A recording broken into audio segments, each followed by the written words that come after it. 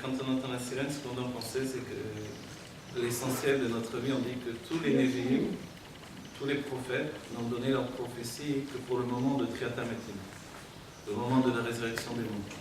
Et c'est ce moment que l'on attend finalement. Ce moment il est essentiel, c'est le moment qui fait de nous finalement des Juifs avec une foi intègre qui dépasse les limites de la mort. Finalement la mort c'est le dernier bastion, c'est la chose la plus difficile. Quelquefois on parle de choses extraordinaires, etc., qui dépassent le monde, des choses qui sont mystiques. Mais quand on se confronte au sujet de la mort, alors c'est plus difficile. C'est plus difficile de faire, de voir. Et on va dire que c'est la dernière barrière. Et cette barrière, c'est une barrière qui est encore forte et puissante. Et quand les sages nous parlent de Géoula, quand dans notre génération, on a vu le Rabbi de Lubavitch a poussé le monde dans l'idée que la Géoula doit être immédiatement. Et les sages de la génération, à chaque instant aussi, parlent aujourd'hui du fait que la Géoula est imminente, la délivrance est imminente. Cette délivrance, c'est ça, c'est-à-dire qu'on va arrêter de mourir. Arrêter de mourir, c'est arrêter d'être séparé de Dieu en réalité. La mort, dans le judaïsme, ce n'est pas une chose naturelle. Dans le monde humain naturel, c'est une chose qui intervient de manière naturelle, mais dans le judaïsme, a priori, ça ne devrait pas exister. Pourquoi ? Parce qu'on a dit tout à l'heure que le judaïsme, c'est le fait que Dieu a intégré une âme divine dans un corps. Dieu, à Matan Torah, n'a pas choisi l'âme. L'âme a toujours existé, c'est une part de Dieu tel qu'il est en haut dans les mondes divins, dans les mondes spirituels. Mais Dieu a investi son choix dans le corps du juif. Qu'est-ce que c'est le corps du juif ? C'est ce corps qui a été en Égypte, qui a travaillé, qui a souffert de l'exil de l'Égypte. Là aussi, le même système qu'on a essayé de comprendre du début de notre cours, c'est que Dieu fait que finalement, par un effort, par un tzimtzum, un retrait sur soi-même, une difficulté de vie, on arrive à quelque chose de plus grand. On dit que les meilleures années de la vie de Yaakov Avinu, c'était les dernières années de sa vie. Après qu'il ait souffert toute sa vie, finalement, il a eu un peu de repos à la fin. Alors ça nous fait penser à la retraite. Après qu'on ait travaillé toute la vie, alors on a la retraite et voilà. C'est plus facile la retraite pour faire son alliance, c'est vrai. Parce que c'est dur au jour le jour. Mais pourquoi c'est si dur ? Pourquoi finalement ce monde il est tellement difficile ? On est plus sage, on respecte moins. On est moins sage, on respecte plus. Mais en fait, on a tous envie de crier vers Dieu, de dire ça suffit. Ça suffit, il s'est passé un événement comme la Shoah qu'on ne comprend pas du tout. Et que Dieu préserve, il y a eu des événements encore graves et on a vu des Juifs qui sont morts. Alors comment ça se peut ? Puisque nous représentons Dieu dans le monde, nous sommes l'expression de Dieu dans ce monde-ci, alors ça devrait arrêter à un certain moment, ça y est. On est arrivé à la veille de la délivrance, à la veille du 7e millénaire, on est déjà dans le 6e millénaire, maintenant on est à la veille du Shabbat. Donc voilà, le Rabbi nous dit les jours du Mashiach ont déjà commencé. Et on le voit. La technologie devient un réceptacle essentiel pour dévoiler Dieu. On a parlé d'Internet, on ouvre Internet et on voit des cours sans fin de Torah. On peut enregistrer, on peut filmer. On voit que le monde devient un réceptacle approprié à l'expression du divin. Donc, du côté de la technologie, ça y est, la matière du monde est à même de dévoiler Dieu. Le monde entier, dans le monde entier, le juif peut faire Torah et Mitzvot.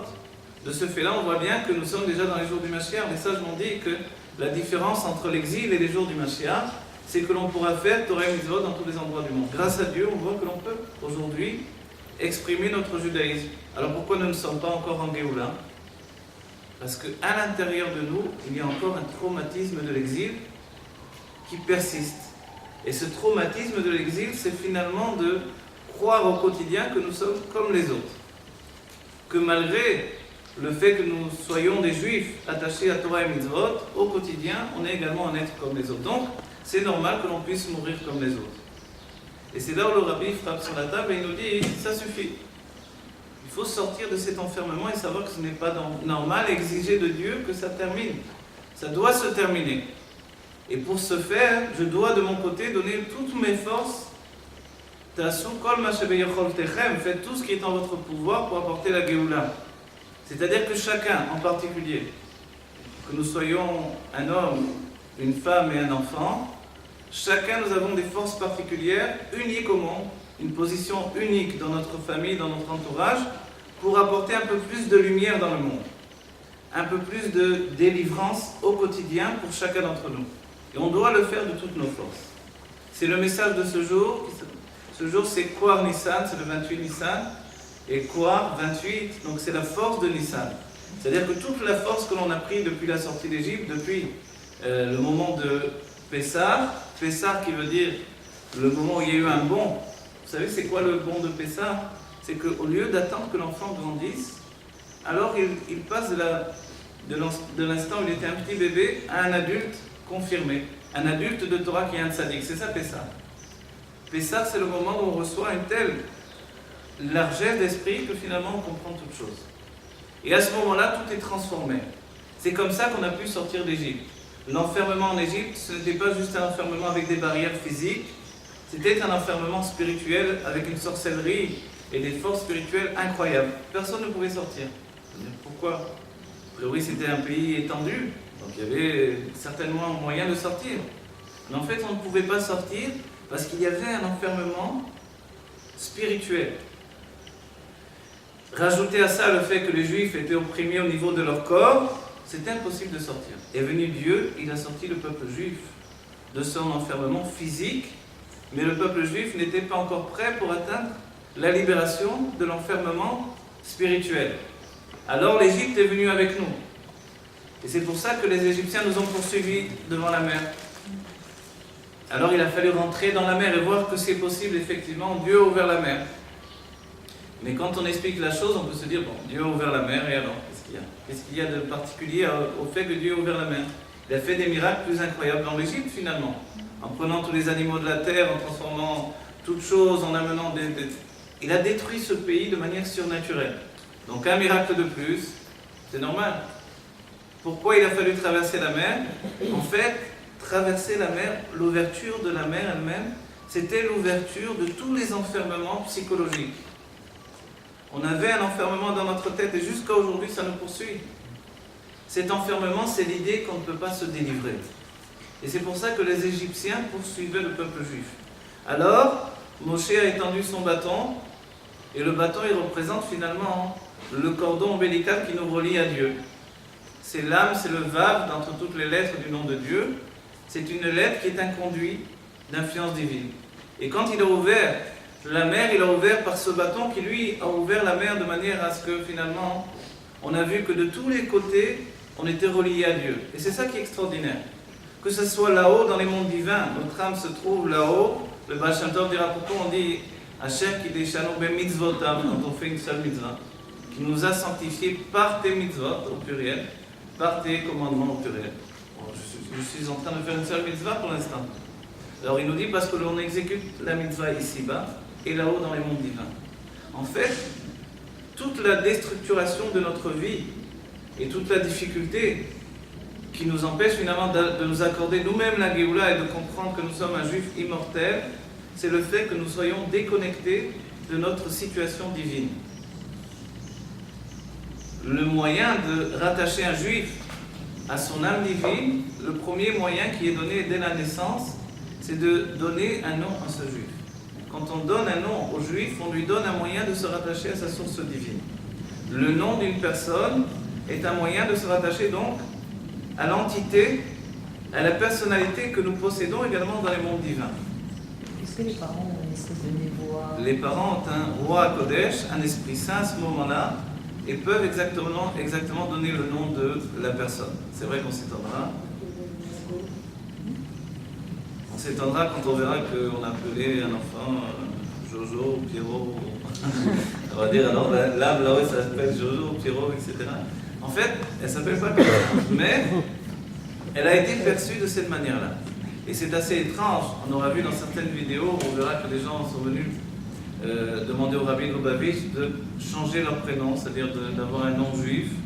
Quelquefois, le Rabbi va simplement optimiser le nom, et c'est une chose essentielle.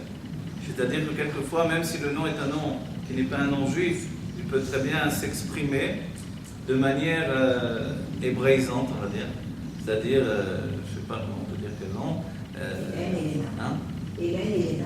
Voilà, Hélène et Léna, ou des choses comme ça passe très bien. Le rabbi l'a fait assez facilement. Et quelquefois, il a trouvé également un nom qui ressemblait. On va dire, mais pourquoi? Parce que les lettres qui expriment le nom elles-mêmes sont des conduits de vitalité.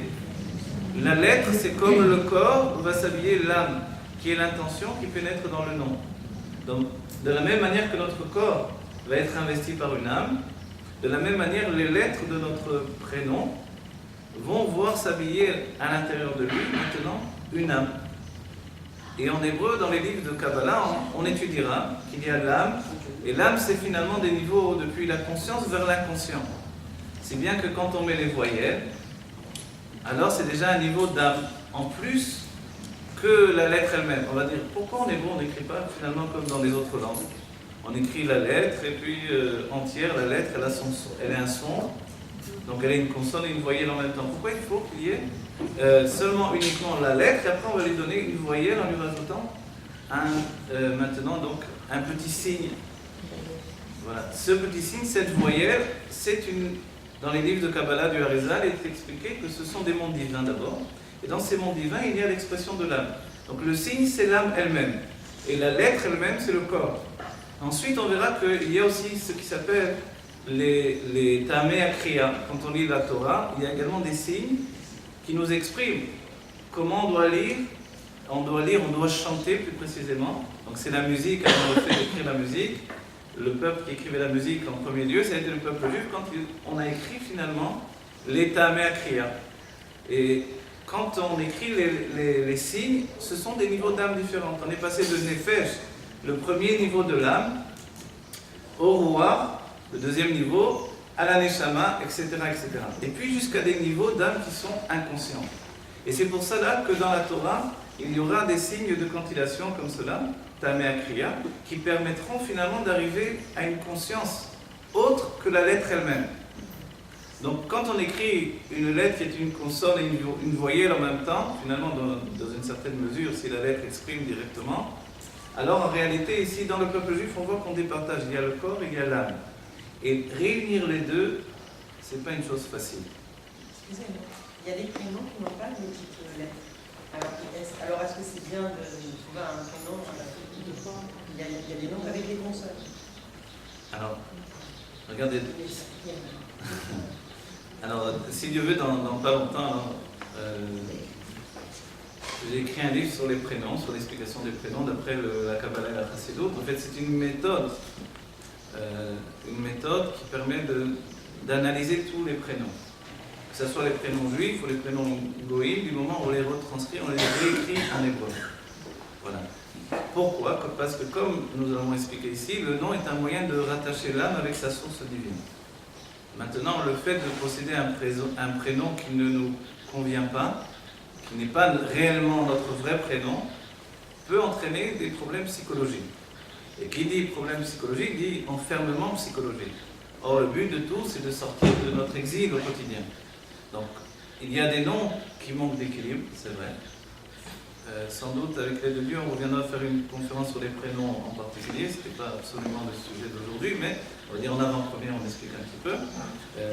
Il y a des prénoms qui portent en eux des lettres à la fois masculines et féminines. Cette explication, alors on ne la trouve pas de partout, mais l'explication, elle vient dire qu'une lettre féminine, c'est une lettre qui reçoit les influences. De quelle influence on parle? Des influences des lettres masculines. Le Yud, par exemple, c'est une lettre masculine. Le E, c'est une lettre féminine. C'est pour cela que les sages assez souvent nous disent qu'il est bon qu'une femme possède un E à la fin de son nom, comme on a vu Sarai, la femme d'Abraham, et ensuite est devenue Abraham. Alors, Sarai ne pouvait pas enfanter parce que justement, elle n'avait pas cette lettre féminine qui lui permettait d'enfanter. Enfanter, c'est à la fois enfanter un enfant physique, et c'est aussi enfanter notre personnalité, exprimer notre personnalité au quotidien. C'est ça, enfanter. Enfanter, tous les jours, on a besoin d'enfanter. Je vais commencer un nouveau travail, j'ai besoin de l'enfanter, j'ai besoin d'arriver à une maturité. Là-dedans, il y a de grandes explications dans la Chassidut du fait que l'on passe d'un niveau de Ibour, Yenika, Vemochim. Ibour, c'est la gestation, Yenika, c'est le fait de boire des informations. Et Mochin, c'est d'arriver à une maturité. On le verra quand, même si on va faire un gâteau, on va prendre une recette, on est dans le stade d'abord de Ibour, on est dans la gestation, on ne sait pas encore trop ce qu'on va faire, comment on va le faire. Deuxièmement, on prend la recette, on commence à la lire, c'est la Yenika. La Yenika, donc on est en train de faire pénétrer. Yenika, c'est le terme qui sert pour dire l'allaitement. Voilà.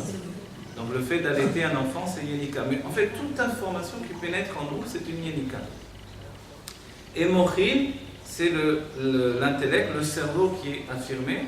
C'est quand finalement on a non seulement on a intégré la recette, mais on a fait le gâteau et puis il est sorti merveilleux, etc. Voilà. En fait, tout ça, c'est un stade de transformation humaine qui intervient à chaque instant. On ne le dit pas, mais à chaque instant de notre vie, c'est comme ça. Quoi que l'on fasse, c'est comme ça. Voilà, j'arrive au cours, je m'installe, alors il y a le hibour, la gestation, on va commencer à se mettre en place, etc. La Yenika, on commence à faire pénétrer les informations, et les Mochin, quand on arrive à comprendre ce que l'on a étudié. Donc chaque fois dans notre vie, c'est de cette manière-là. Et quand on dit qu'à Pessar, il y a eu un dialogue, un bond, Pessar, le mot veut dire qui passar à la pétard, que Dieu est passé au-dessus du linteau des portes des Juifs. En fait, ce niveau-là, le linteau des portes, ça représente la malchoute, c'est la parole.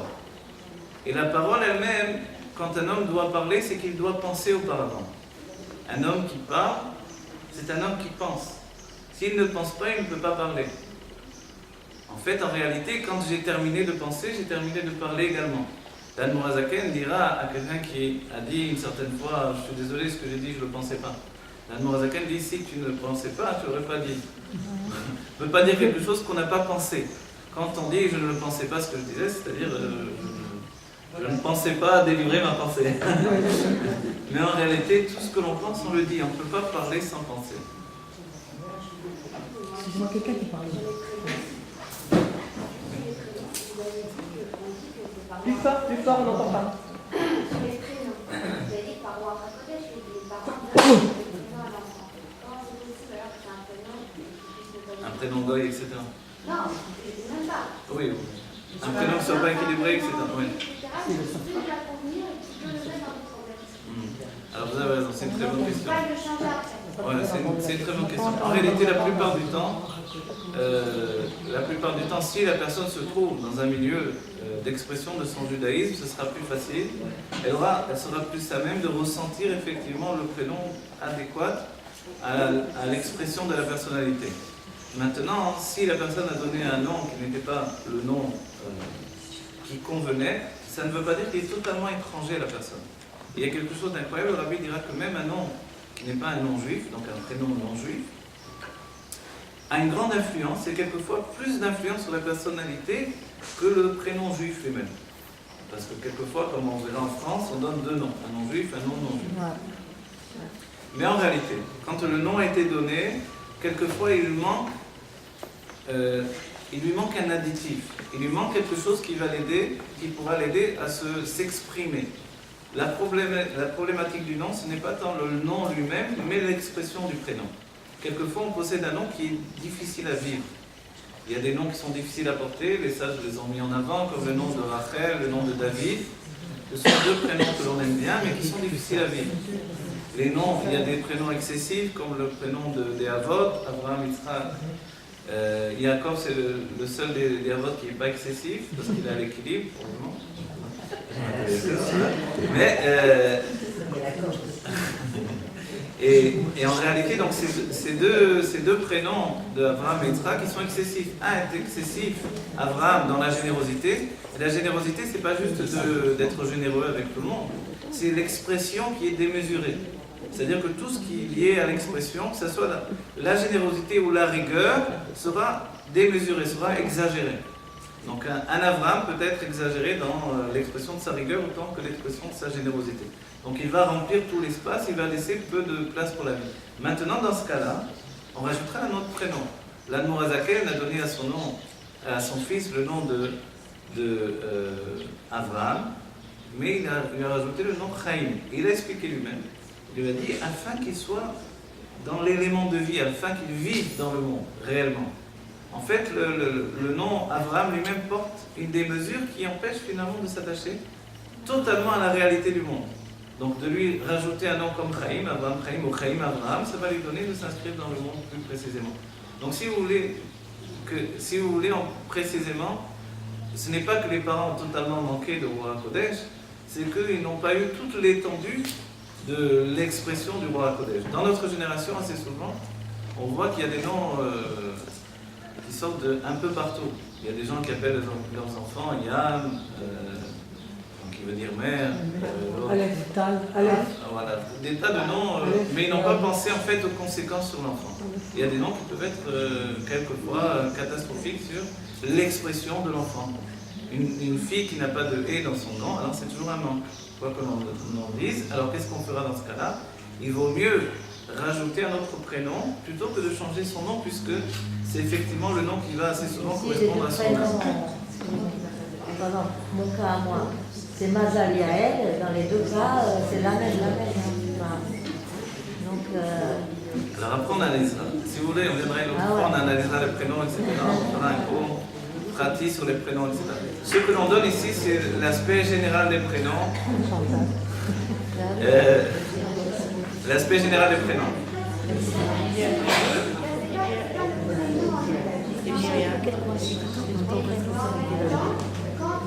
plus fort. On va prendre la situation où les parents, quand ils réfléchissent au prénom, quand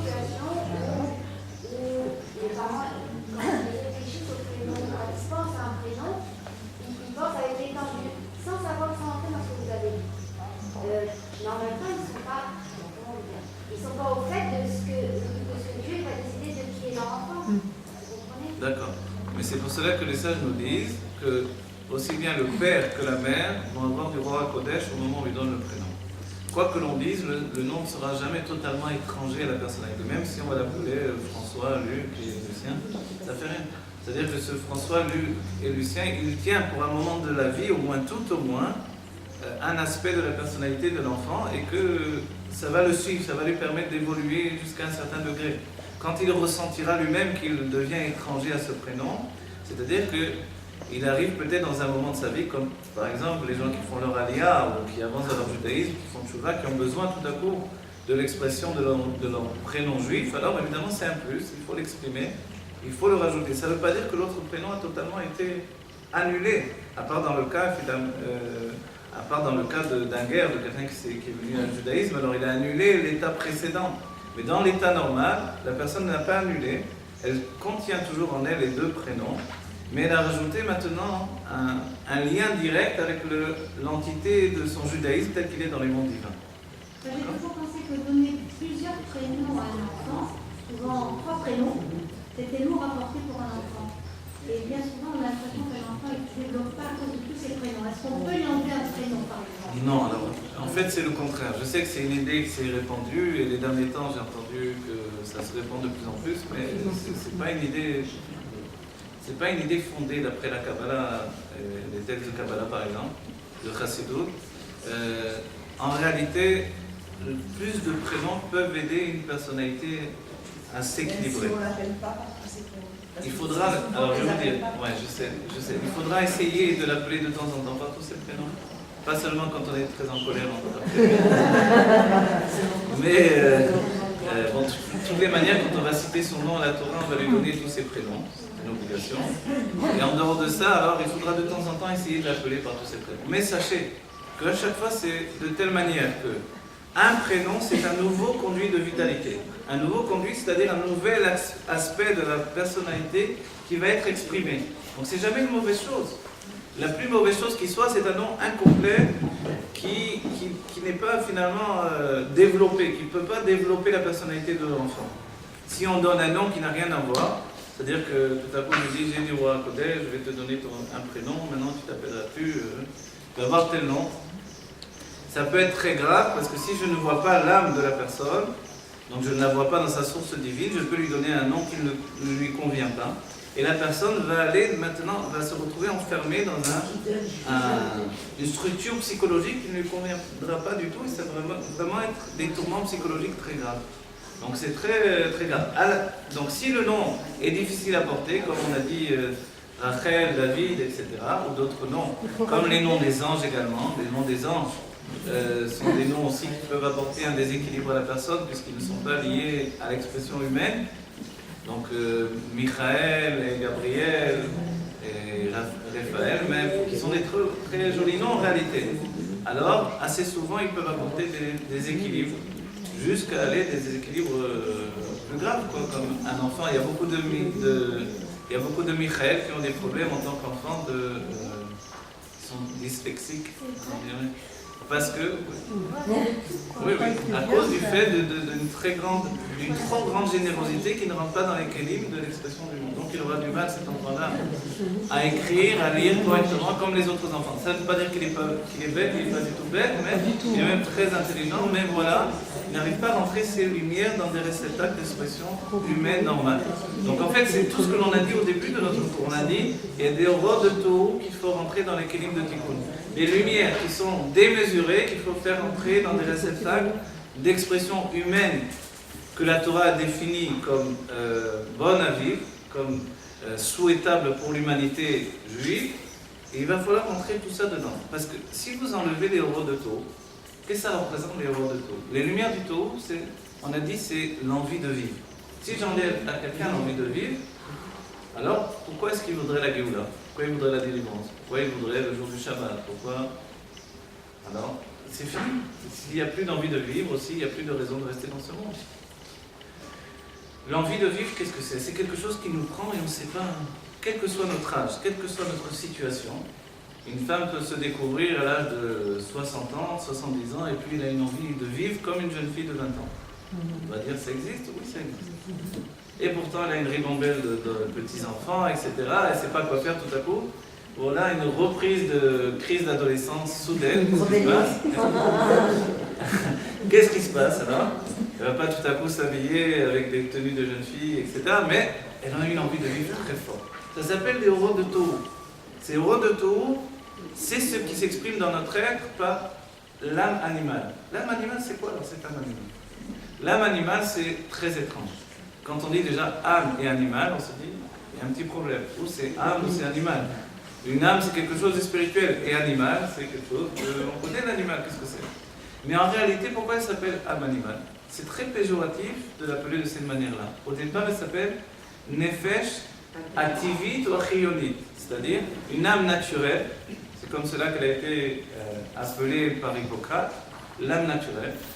Et l'âme naturelle ou l'âme vitale, c'est une âme qui nous permet de relier, en fait, dans notre judaïsme, quand on le comprend mieux, l'âme divine avec le corps.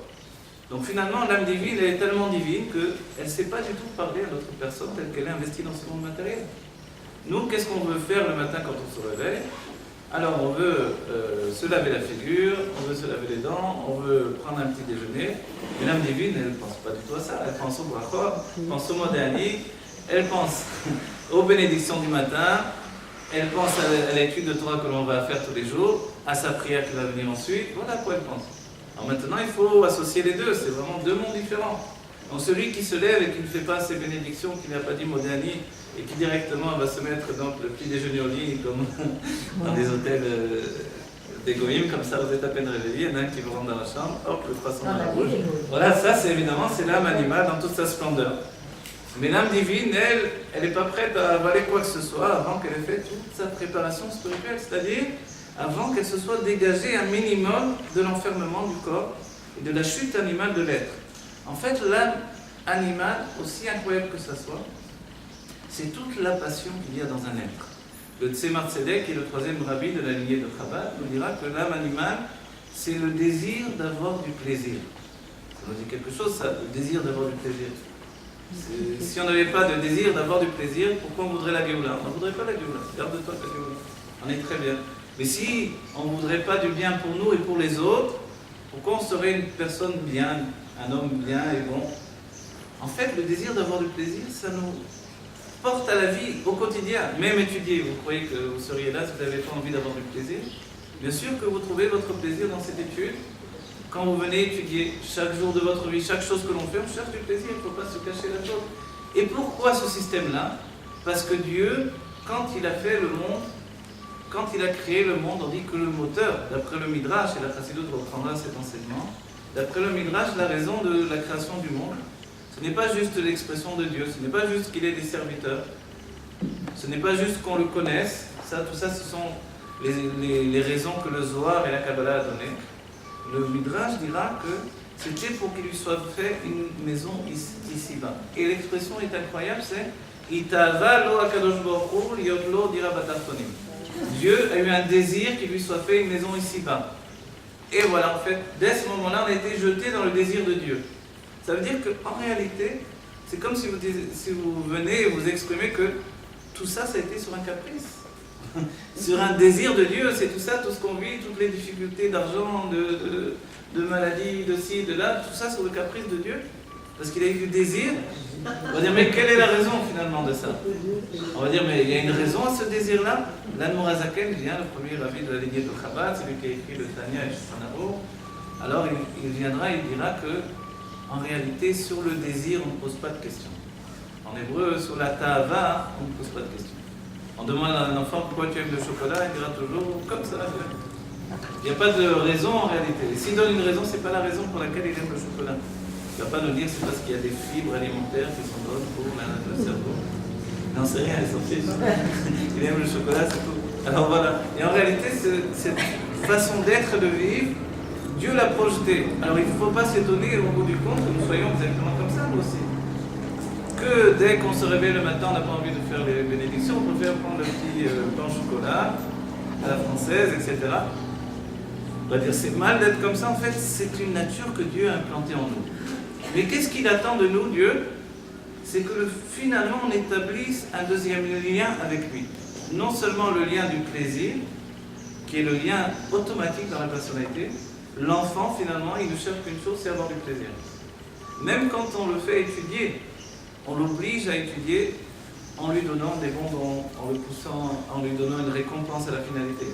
Sans ces récompenses, il ne serait pas du tout un moteur pour l'étude.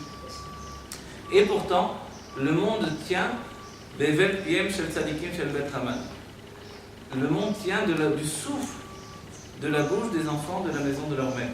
Pourquoi? Parce qu'ils sont purs, ils n'ont pas encore de faute. Et pourquoi ils n'ont pas de faute? Parce qu'en fait, ils sont dans le plaisir sans aucun recul. C'est quoi le premier recul? Se dégager du plaisir, c'est la volonté. Quand on pénètre dans la volonté, on se dégage du plaisir.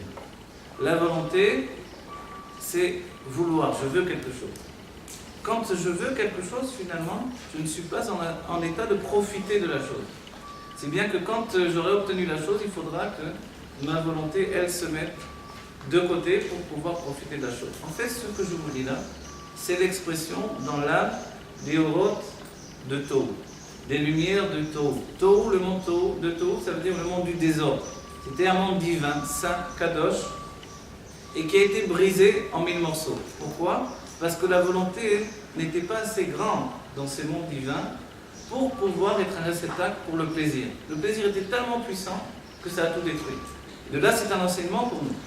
Si toute notre vie est basée simplement, uniquement, sur le fait d'assouvir notre désir, alors notre vie va voler en éclats. Et c'est ce qui se passe au moment de l'adolescence.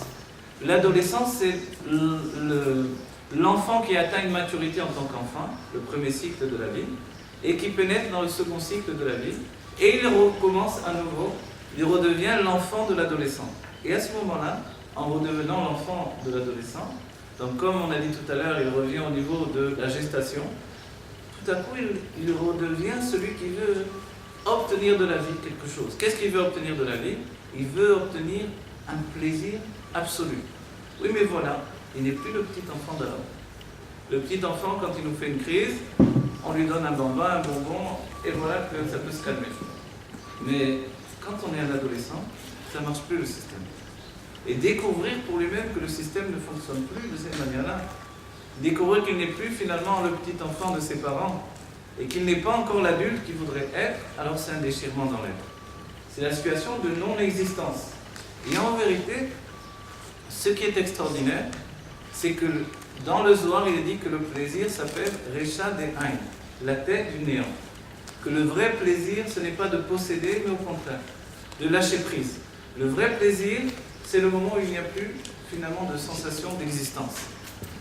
Et c'est pour cela qu'au-dedans de nous, notre âme, elle est comparée au plaisir absolu, l'âme divine. Et c'est pour cela qu'on a besoin de l'âme animale pour établir un lien avec l'âme divine. Parce que nous ne sommes pas prêts au quotidien à accéder au vrai plaisir. C'est quoi le vrai plaisir? C'est lâcher prise. Ne plus exister. Est-ce qu'on est prêt à ne plus exister? On ne sait même pas ce que ça veut dire ne plus exister. Ne plus exister, dès que j'ai commencé à discuter de ça, ça veut dire que j'existe tout simplement. Mais c'est la différence entre les tzadikim et la plupart des personnes qui sont dans le monde. Les tzadikim, ce sont des êtres qui gèrent leur non-existence. En fait, leur notion d'exister n'est pas comme la nôtre. Si vous avez vu un tzadik comme Baba Saleh, un tzadik comme le Rabbi de Lubavitch, ce ne sont pas des gens comme nous autres. Leur vie est liée finalement à un attachement à Dieu tellement profond qu'ils ont échangé le plaisir que nous connaissons, le plaisir terrestre, avec un plaisir divin. Et c'est ça le secret de tout. On ne peut pas se passer de plaisir, on doit juste échanger de plaisir. Lâcher le plaisir terrestre pour s'attacher au plaisir divin. Et c'est ça les tzadikim. Ils ont délaissé le plaisir terrestre. Pour nous, tout ce qui est agréable, une table garnie avec des mets délicieux, etc., le plus beau gâteau, etc., pour nous, ça nous donne envie. Pour le tzaddik, c'est quelque chose d'écœurant. Et réellement, j'ai un ami qui était à la table de Baba Saleh qui me dit pendant 3 heures, il mâchait une olive. Avec toutes les intentions qu'il y a dans la Kabbalah, quand on mâche un aliment, parce qu'il y a des intentions même dans les dents qui mâchent les aliments. Donc c'est pas juste mâcher une olive comme un chewing-gum. Ce sont des intentions mystiques, divines. Or, on ne se voit pas nous-mêmes mâcher une olive pendant 3 heures. On a l'habitude de chewing-gum pendant 3 jours. Alors, qu'est-ce qui se passe en réalité? Ça veut dire quoi tout ça? Ça veut dire que quand on a dit l'âme animale, et qu'on a dit que ce nom-là est péjoratif, c'est parce que finalement, elle a échangé les plaisirs divins pour les plaisirs terrestres, physiques, organiques du corps matériel. Et c'est pour ça qu'on va presque l'insulter, on va lui dire tu es une âme, tu n'es qu'une âme animale. Une âme animale, regarde dans quelle situation tu t'es mise. Tu étais une âme vitale, tu devais vitaliser la personne et tu es devenue une âme animale. À partir de quand l'âme animale commence à devenir une âme animale, dès que l'enfant va sortir du ventre de la mère et qu'il va commencer à pleurer et qu'il va recevoir sa nourriture, il va commencer à se corporiser. Il va commencer à pénétrer dans le monde de l'âme animale. En réalité, il va commencer à échanger les plaisirs divins par des plaisirs terrestres. Et là, en fait, on va dire, alors qu'est-ce qui se passe? Notre éducation que l'on donne à l'enfant, ou tout simplement lui donner de manger, de boire, de dormir, tiens encore un peu mon fils, allez manger, etc. On va dire, alors c'est quoi? On est en train de le détruire ou de le... Qu'est-ce qu'on fait? En réalité, on fait les deux à la fois. Mais on ne peut pas faire autrement. Qu'est-ce que vous voulez faire? Il faut bien lui donner à manger, il faut bien qu'il grandisse. Il faut bien, finalement, qu'on le veuille ou non, donner à manger à cet âme animale en même temps que le corps. Le corps ne peut pas tout seul obtenir ce qu'il veut. Il a besoin de l'âme animale. Et l'âme animale va lui fournir tout son besoin de nourriture. Et l'expression, du coup, l'expression de l'âme animale, ça va être d'obtenir de quoi vivre, manger et avoir de plus en plus de moyens, d'argent, de possibilités pour avoir encore plus de bien-être, de plaisir physique, matériel et vivant. On va dire alors qu'est-ce qu'on va faire avec ça? Qu'est-ce qu'on veut de nous? En réalité, à un certain moment, c'est pour cela qu'il y a le moment où on apprend la Torah à l'enfant, où on l'enverra au Cheder, où on l'enverra à la Yeshiva, etc., etc. Et qu'il grandira en même temps de 2 aspects de sa personnalité. C'est vrai que plus il va manger encore un repas, c'est encore une occasion de devenir encore plus grossier. Encore une occasion de se séparer de Dieu. Et c'est pour ça que les tzadikim ne mangeaient presque pas. Le Rabbi de Lubavitch, alors, finalement, il avait pratiquement plus de dents. Pourquoi? Parce qu'il jeûnait tous les jours. Baba Saleh jeûnait tous les jours.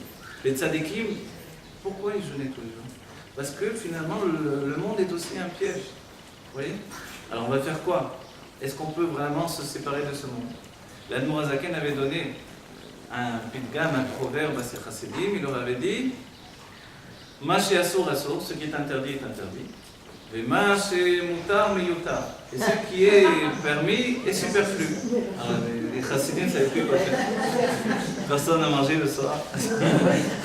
Ils ne savaient plus quoi faire, ils ne savaient plus comment manger, ils ne savaient plus comment vivre. Et ça leur a pris un bon moment, ça leur a pris vraiment 3 ans, en fait, 3 années, si je ne me trompe pas, pour arriver à vivre avec ce proverbe-là. Vivre avec ce proverbe, ça voulait dire pouvoir intérioriser une vie où, à la fois, on est obligé de prendre effectivement de la vitalité du monde matériel, mais en même temps, en sachant que cette vie physique, organique, naturelle, va nous séparer de Dieu. Alors comment on fait?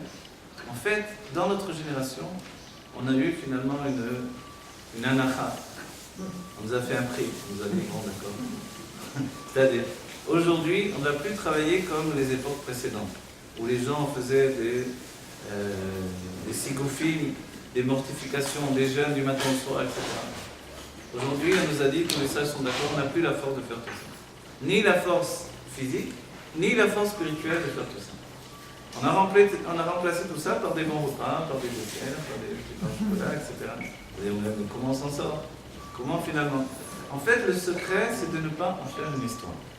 Quand on ne fera pas trop une histoire de la nourriture du monde matériel, on pourra également s'en dégager. Il faut bien manger, il faut bien se nourrir, mais en même temps ne pas tomber dans le piège du monde matériel. Et pour ce faire, il faut toujours que quand on fait un repas, il ne faut jamais oublier que l'on doit étudier au moment où l'on mange.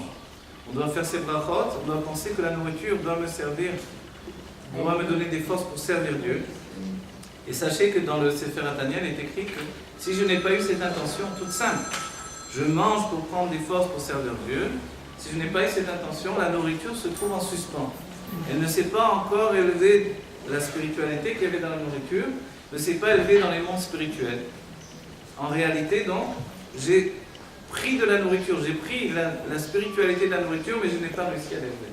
Notre travail, ça va être d'élever tout ça. Comment je vais faire? Juste cette intention essentielle.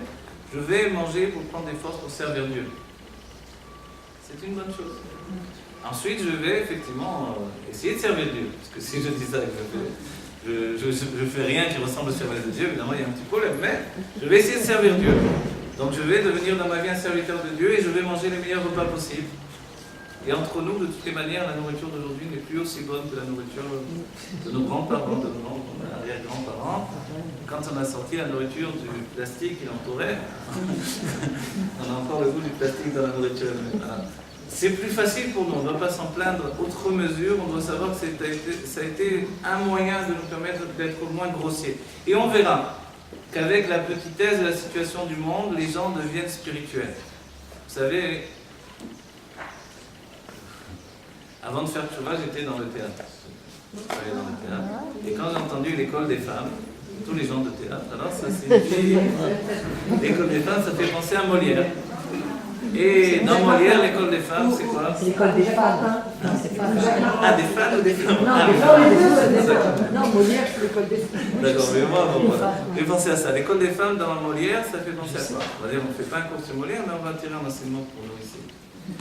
Dans Molière, vous allez voir, cette pièce de théâtre de Molière, elle exprimait l'idée qu'il y a un mari, un homme, qui a entendu effectivement que de nombreux hommes, de nombreux maris n'ont pas eu la chance d'avoir une femme vertueuse et que Dieu préserve. Le sujet de la femme sota que l'on étudie dans l'époque où nous sommes maintenant nous relie depuis Pessah jusqu'à Shavuot. Il y a une Masechet de la Gemara qu'on étudie, c'est la femme sota. Donc une femme qui est soupçonnée d'avoir trompé son mari.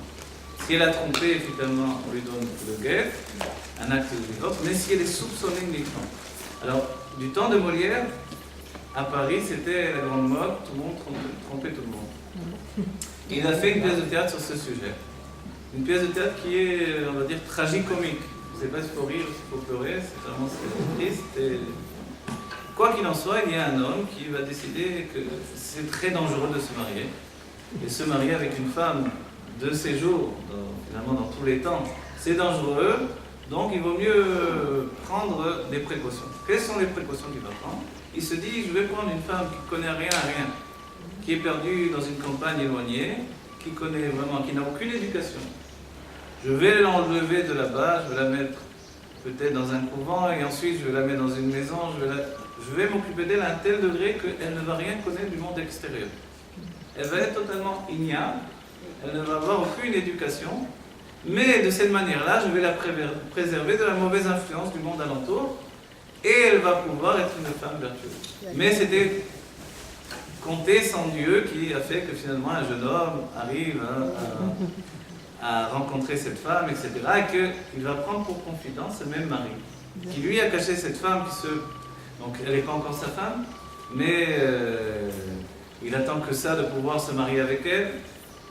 Je ne me rappelle plus si c'est sa femme, dans le temps, mais quoi qu'il en soit, plus ou moins. L'idée de base, c'est exactement le contraire de l'école des femmes ici. C'est quoi? C'est que finalement, aujourd'hui, on ne fait pas du tout la même chose. On va prendre une jeune fille, on va l'envoyer étudier à l'école, ensuite on va l'envoyer dans un séminaire, et elle va avoir une connaissance tellement grande que finalement, on verra qu'elle va savoir autant que son mari, et quelquefois même plus que son mari, dans certains sujets. C'est une nouvelle génération. Et on n'a pas peur, etc. Au contraire, aujourd'hui, on comprend bien qu'une femme que l'on va cacher du monde, que l'on va enlever du monde, une femme que l'on va extraire du milieu de l'influence du monde, de toutes les manières, dans notre génération, elle ne pourra plus se couper totalement du monde. Et elle va recevoir de l'information. Alors, l'information qui lui est donnée aujourd'hui, c'est une information de Torah. Et vous voyez bien que c'est une nouvelle période de l'humanité. Auparavant, les femmes n'étudiaient pas la Torah. Dans le judaïsme, il y avait même des superstitions de l'idée qu'une femme qui étudiait la Torah était comme une sorcière. Ça faisait peur dans le judaïsme. Et tout à coup, voilà que non seulement les femmes étudient la Torah, mais elles étudient même des sujets qui sont liés à la Kabbalah, à la Chassidut, des choses très très profondes. Et personne n'a plus peur. Qu'est-ce qui se passe? En fait, le monde, de cette manière-là, à nouveau, nous voyons que le monde se prépare à la Géoula.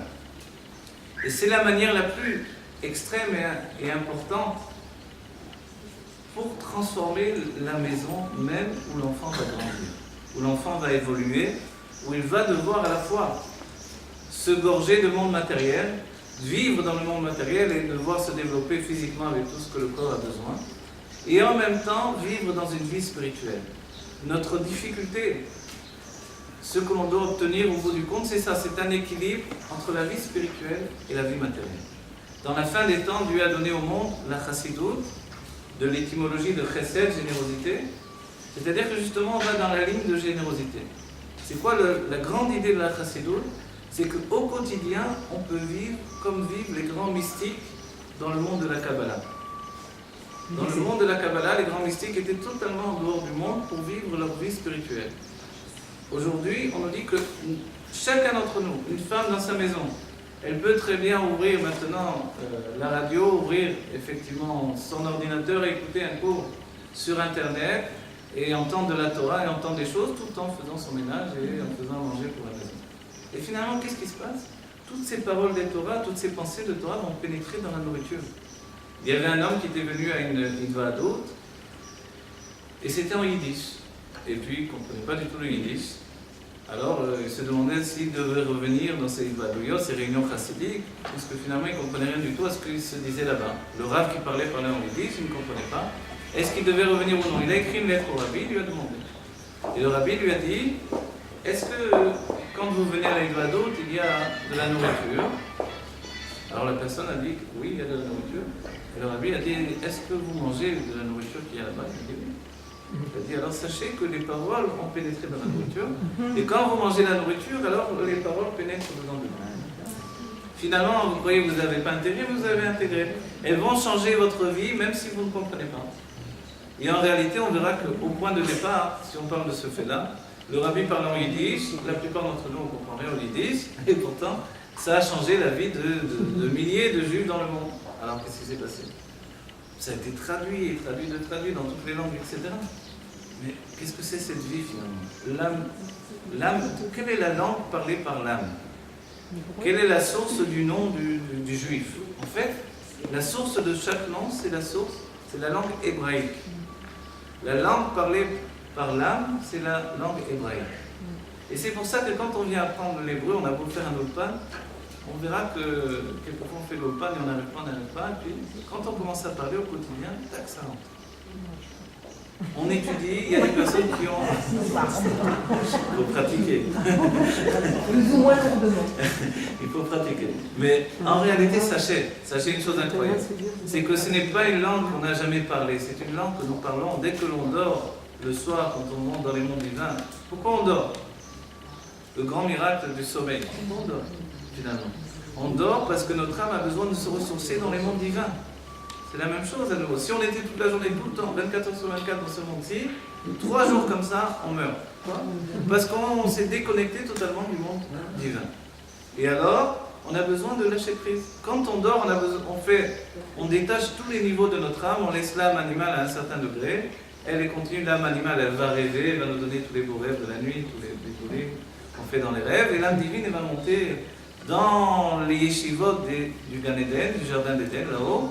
Et on va étudier avec les tzadikim. Il y a même des heures où il est dit que Dieu étudie avec nous. Alors c'est merveilleux. Dieu vient étudier avec nous. Il fallait dormir. Le soir du Shabbat, par exemple, si on dort avant Chatzot, on a le soin d'étudier avec lui, Dieu lui-même. Évidemment, aujourd'hui dans notre génération, je ne sais plus trop ce que ça veut dire de dormir avant Chatzot. Voilà. Mais donc il y a ces moments incroyables où on monte dans les mondes divins, et on citera le fait, le Harizal lui montait, on lui donnait l'étude à la carte, il arrivait dans les mondes divins, le Harizal. Et on lui disait avec qui tu veux étudier, il disait avec Moshe Rabbeinu, il allait étudier avec Moshe Rabbeinu. Le lendemain, il revenait avec qui tu veux étudier, avec Aaron HaKohen, il étudiait avec Aaron HaKohen, avec Rabbi Shimon Bar Yochai, à la carte, comme ça. Le menu, il étudiait comme ça. Et évidemment, de cette manière-là, il étudiait de manière infinie dans son sommeil, plus encore que ce qu'il étudiait la journée dans les livres. Et en fait, chacun d'entre nous, nous faisons les mêmes études, peut-être pas aussi poussées que Rabbi Shimon Bar Yochai et que le Harizal. Mais on étudie tous les jours. Donc l'hébreu, c'est une langue que l'on pratique. Et en réalité, de nombreuses personnes dans notre génération, on verra des miracles.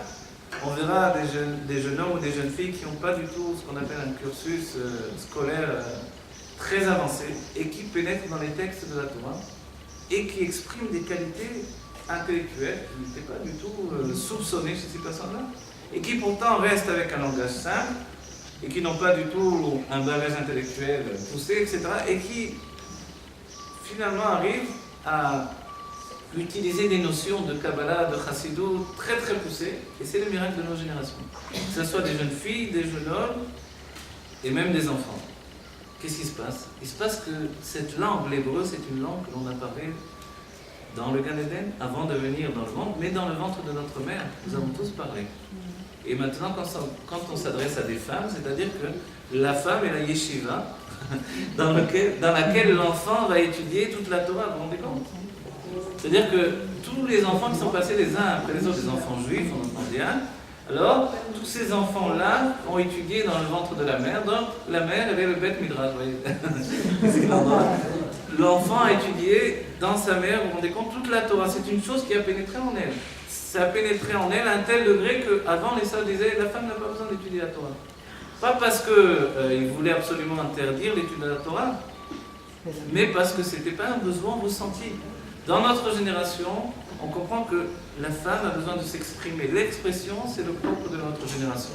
Aujourd'hui, on devra exprimer toute chose, et on verra que quand la personne n'exprime pas assez, alors elle n'a plus qu'une solution, aller voir les psychologues. Avant d'en arriver là, exprimons-nous au quotidien, mais exprimons-nous de manière aussi positive. Et c'est essentiel. De la même manière qu'un prénom. On peut très bien le voir toujours du côté négatif, quand on a dit auparavant Rachel, les trucs, et là, tous les prénoms qu'on a dit. Mais en réalité, ces prénoms-là, on peut les voir de manière positive. On va citer toujours ce que le Rabbi a dit à une certaine personne qui s'appelait Nimrod. Nimrod, qui veut dire celui qui se révolte. Et en Israël, les Israéliens, quelquefois, donnent des noms pas très appropriés. Ils ont appelé leur enfant comme ça. Donc Nimrod, vous vous rappelez bien, c'était celui qui se prenait pour un dieu, qui s'était levé contre Abraham Avinu et qui a voulu tuer Abraham, qui l'a jeté dans la fournaise, etc. Donc c'était pas à proprement dit le nom à donner à un enfant juif.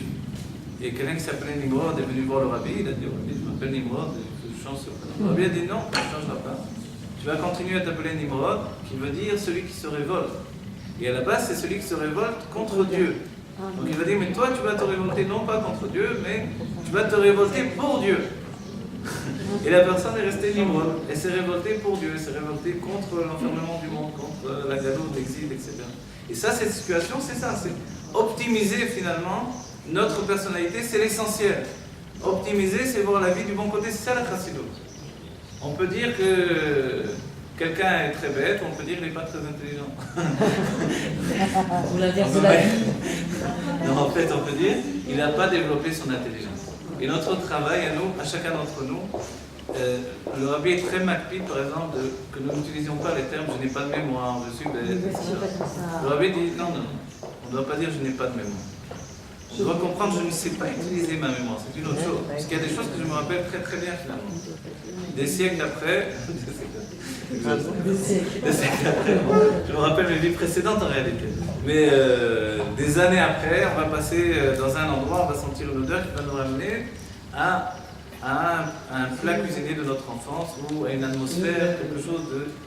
Finalement, on verra que la mémoire est implantée en nous, elle est là, elle est puissante. La mémoire, c'est un des secrets de la personnalité juive. Et on la renforce tous les jours on doit la renforcer, mais on la renforce à chaque fois, Motzei Shabbat, quand on met du vin sur le louz. Alors sachez que le louz qui se trouve ici en haut en fait, à la jonction des trois cerveaux, à l'endroit du date, à l'endroit où se trouve également un paro, alors dans la nuque, le louz il descend sur toute la colonne vertébrale. C'est le secret de la lettre Lamed. Lamed, c'est la lettre qui est liée au temps et au limoud, à l'étude. Donc c'est une lettre qui va former toute la personnalité de la personne et de là va passer tout le da'at. Le da'at, c'est l'attachement à toute chose, on va dire, de manière puissante. L'attachement à la vie ou l'attachement à Dieu passe par le da'at. Et en fait, le Harizal dira une chose incroyable, il dira que la ressemblance que le père va transmettre à son enfant passera par le fait que depuis le cerveau, alors un extrait de vie va passer dans la colonne vertébrale et comme cela, il va prendre toute la ressemblance du corps du père. Notre paracha nous dit Isha kitazriya, veyalda zachar. La femme qui va influencer, qui va donner naissance à un zachar, à un enfant mâle, à un garçon. Alors on dit que c'est une chose extraordinaire.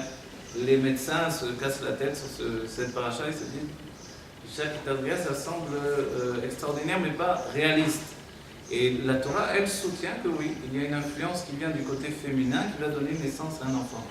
Mais cette influence du côté féminin, l'Admour Saïd, le second rabbi de la lignée de Chabad, nous dira qu'elle est comparée à la rosée.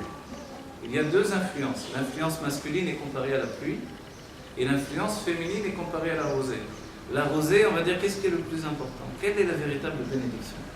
En réalité, la pluie va tomber, elle est importante, elle nous donne la vie, mais la pluie vient comme la finalité d'un jugement. Il faut un orage pour qu'il y ait la pluie. Et l'orage dévoile qu'il y a eu un jugement. Donc il y a eu quelqu'un qui était maintenant en situation d'être jugé. Et ensuite, Dieu a accordé la pluie. Tandis que la rosée, c'est une chose qui vient naturellement. La différence de la rosée et de la pluie, même si la rosée, d'une certaine manière, elle vient aussi d'en haut, on a toujours cette impression qu'elle regorge d'en bas. Et puis il y a même la rosée qui vient véritablement du sol lui-même et qui vient du bas. Et cette rosée qui vient du bas, qui va faire pousser la bénédiction dans les moments de l'été, justement. L'été, c'est le moment où on va ramasser toutes les récoltes.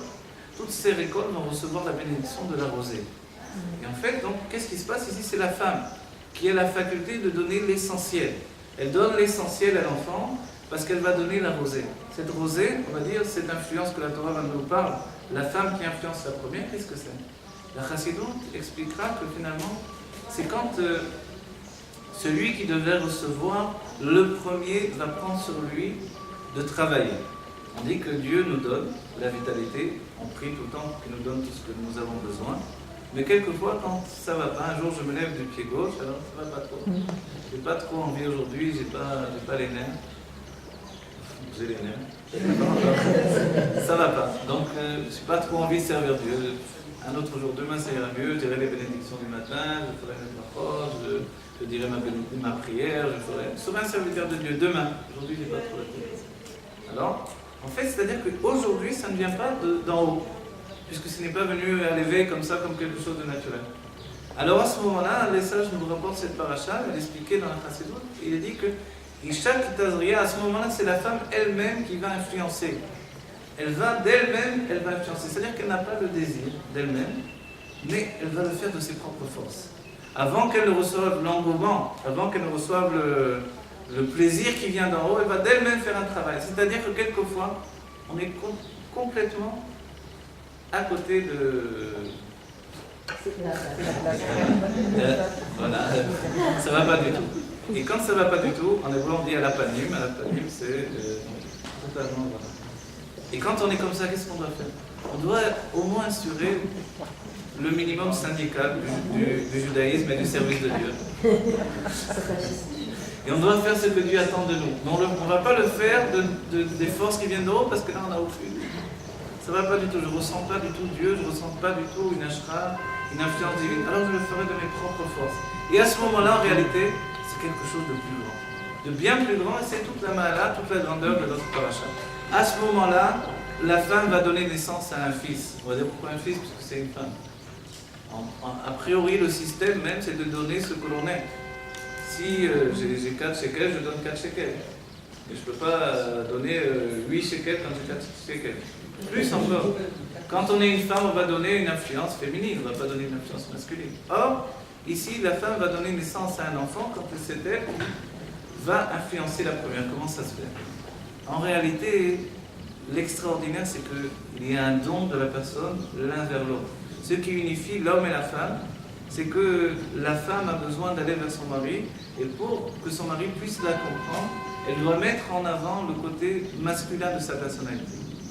Le mari, quand il vient à la rencontre de sa femme, il doit mettre en avant le côté féminin de sa personnalité. Dans les forces de l'âme, masculin c'est influencer, féminin c'est recevoir et garder l'influence et gérer l'influence. On va continuer parce qu'il y a du travail. Le travail est du côté féminin. Le côté masculin est beaucoup plus... Relax.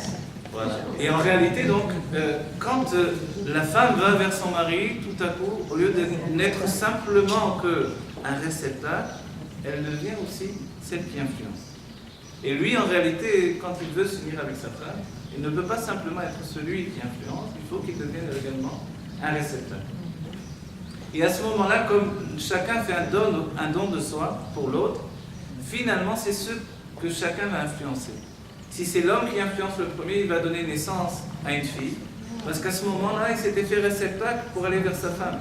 Si c'est la femme qui va influencer, elle va donner naissance à un garçon, parce qu'à ce moment-là, elle s'était fait influente pour aller vers son mari. C'est ça le secret, en fait, de notre passouk, de notre verset ici.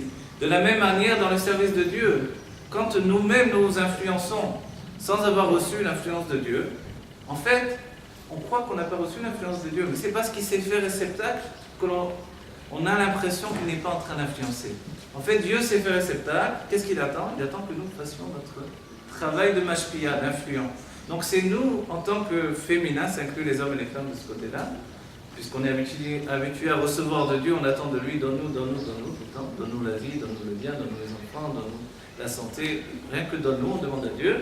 Et des fois, Dieu dit, ça suffit, donne-nous, moi aussi je veux recevoir.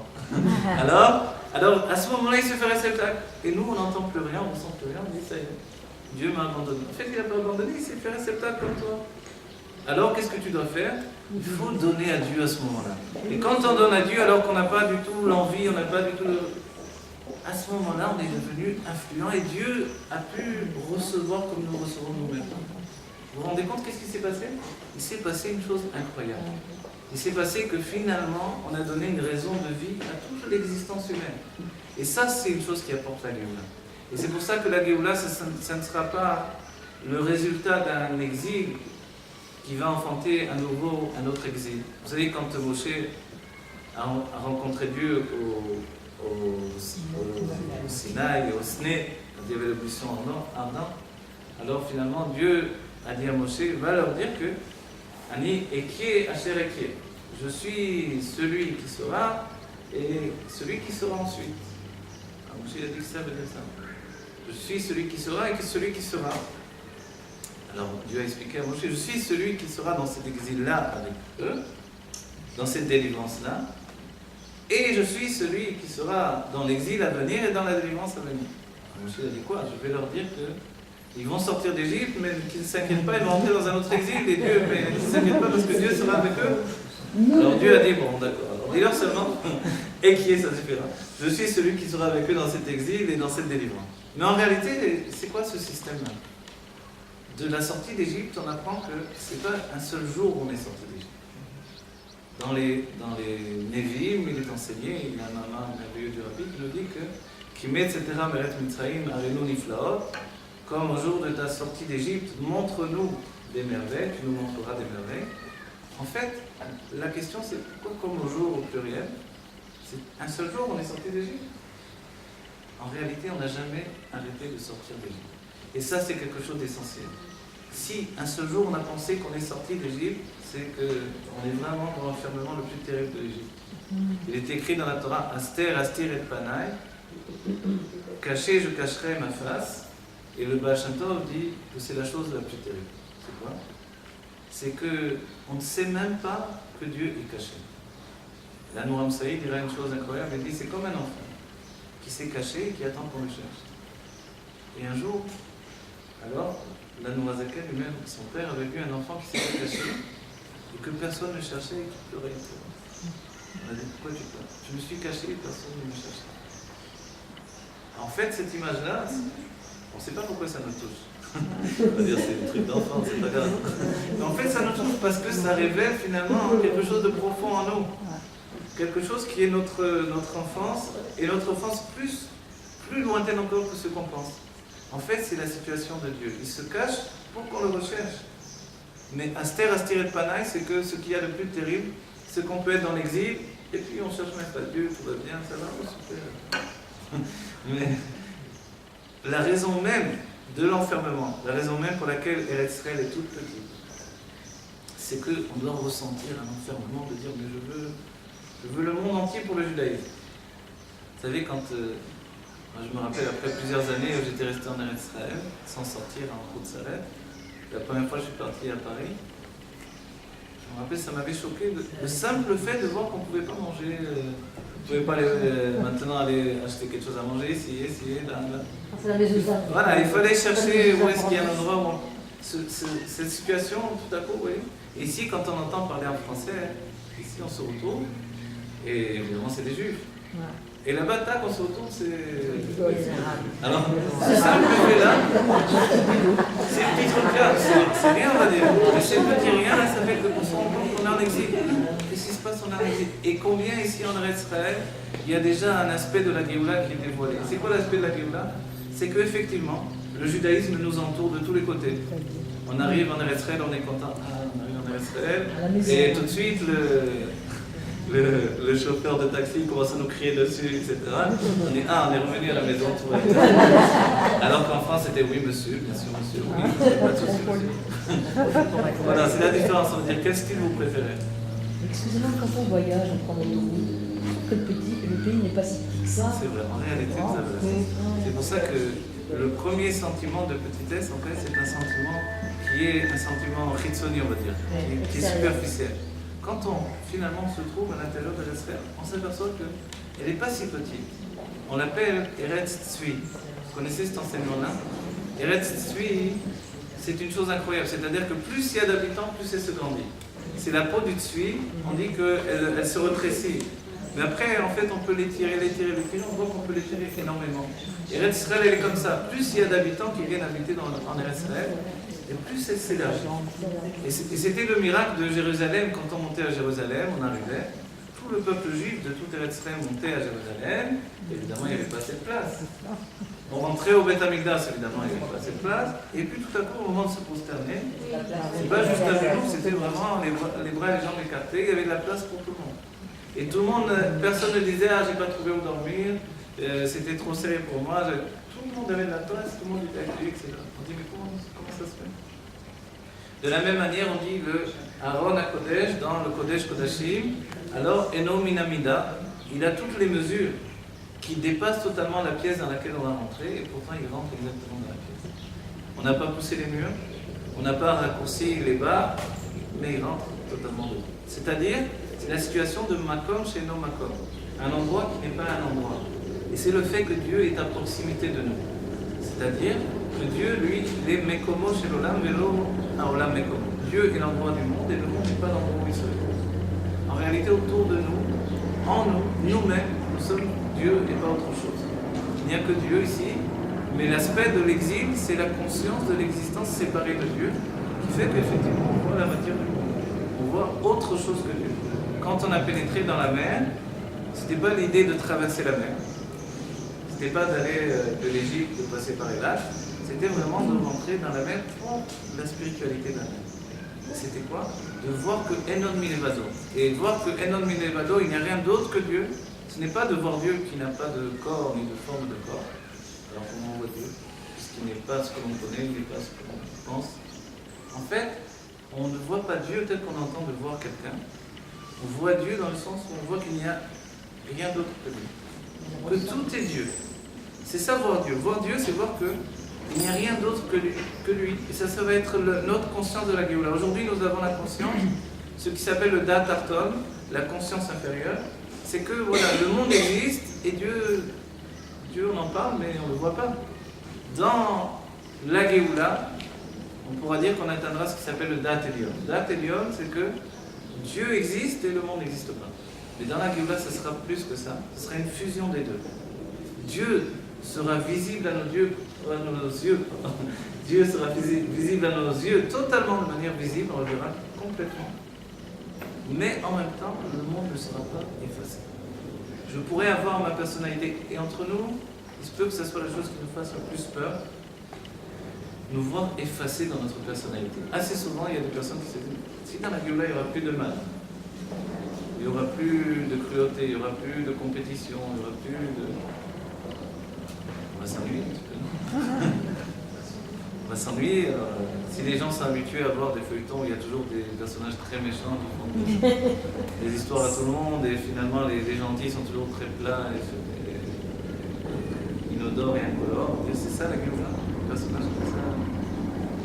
La Géoula, ça va être une passion de vivre. C'est cette même passion que l'on a de vivre aujourd'hui, tous les plaisirs du monde. Alors on va la voir. Mais connaître Dieu, ça ne va pas être s'ennuyer de matin au soir. Il se peut qu'aujourd'hui, connaître Dieu, bon, tu peux bien étudier, mais tu vas prier. Quand je dis, oui, mais tu vas prier aussi. D'accord, je vais prier. Après, tu vas étudier. Après. Non, on va dire, bon, il y aura le travail. Après, on va dire, alors voilà, je vais manger alors. Oui, mais tu sais que dans la Géoula, il y aura un moment où il n'y aura même plus de nourriture. Quoi, c'est le Géoula? En réalité, sachez que la Géoula, ça va être un moment d'expansion absolue de notre personnalité. Ça veut dire quoi? On ne va pas nous faire peur, on ne va pas se faire peur. La Géoula, ça sera un moment où on va étudier, c'est vrai, mais on va connaître Dieu, on va pénétrer dans notre passé, notre présent, notre futur. Vous savez qu'aujourd'hui, il est impossible pour nous de transformer le futur.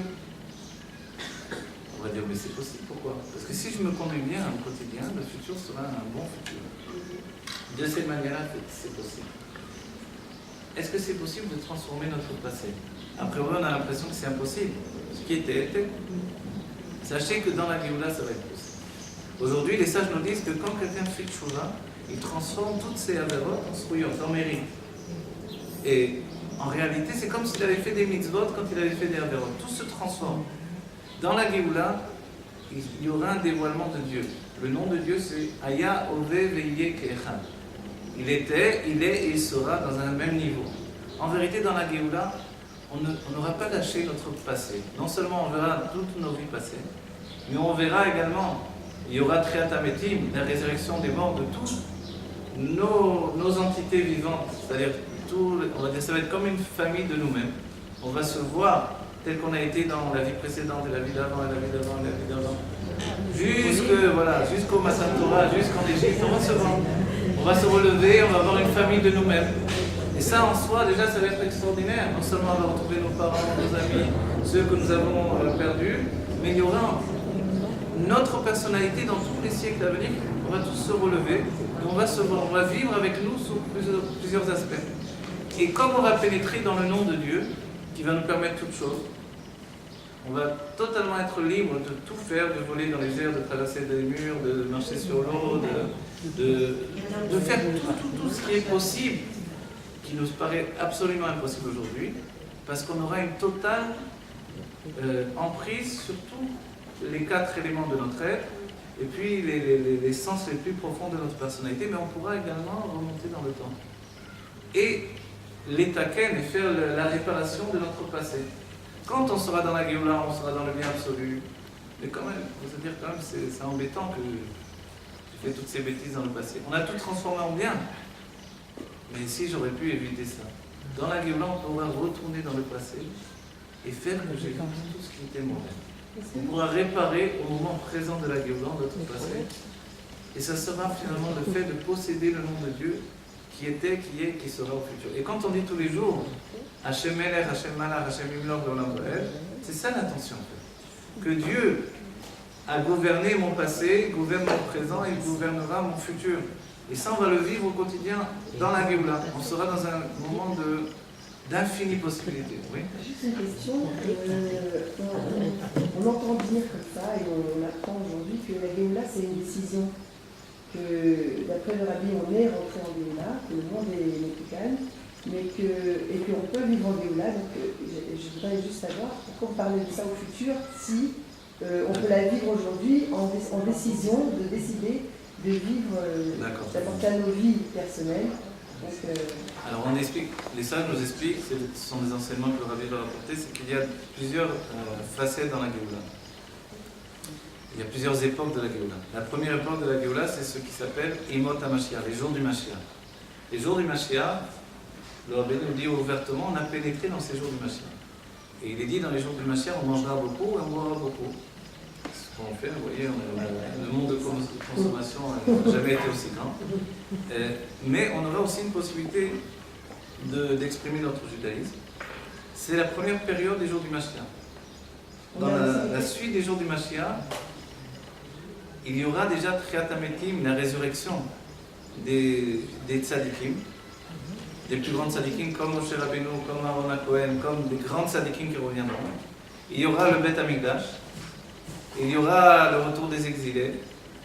On a commencé effectivement le ta'alir du retour des exilés, mais dans la première partie de la Géoula, c'est ce que nous vivons. Dans la seconde partie, ce sera déjà la Géoula que l'on entend complètement totalement. On parle de la finalité de la Géoula. Voilà. En fait, aujourd'hui, quand on dit qu'il y a des gens qui meurent et des gens qui sont malades, on ne peut pas dire que c'est la Géoula que l'on attendait. On est dans les quatre parties par rapport à la situation de Hibour et les cas, c'est ça aussi? Exactement, bravo, c'est très très très. Alors voilà, ce système, c'est un système qui vient du Harizal dans l'Etzraïm, qui est réutilisé dans la Chassidut, c'est essentiel.